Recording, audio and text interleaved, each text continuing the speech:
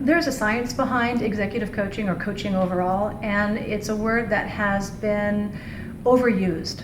You can have a sports coach, an art coach, a singing coach, and in a corporate context, executive coaching has a lot of rigor, science, and structure behind it. So there is a misunderstanding or a bit of mystery behind why coaching needs to happen to develop an individual and or a leadership team, because without that science and rigor, it seems to be just an open-ended, fun conversation. Great question. It depends on the needs of the business, the corporate, as well as the needs of the individual. What to look for are their credentials. Do they have a certification, and are they ICF credentials, so International Coaching Federation? Do they have experience with that particular coaching need, whether it's behavioral, communication, strategic, finance, etc.? And the third is around the chemistry between coach and coachee. Can a relationship be forged?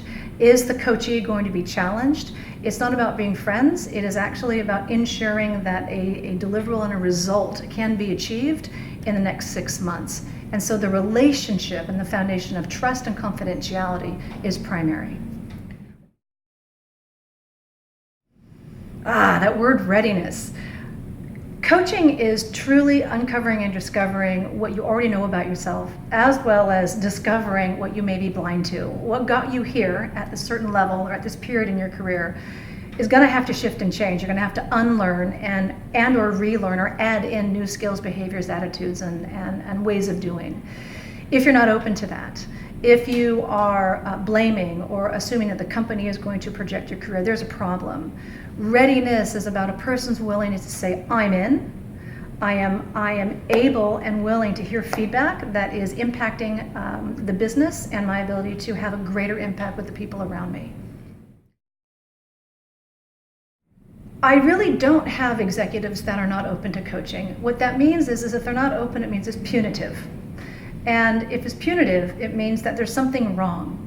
So again, it gets back down to chemistry and readiness. It might not be the right time. Their sponsor or their board or their immediate manager may not have had the conversation with them around their impact of what needs to shift. Coaching is meant to be progressive, focused on strengths, not on weaknesses.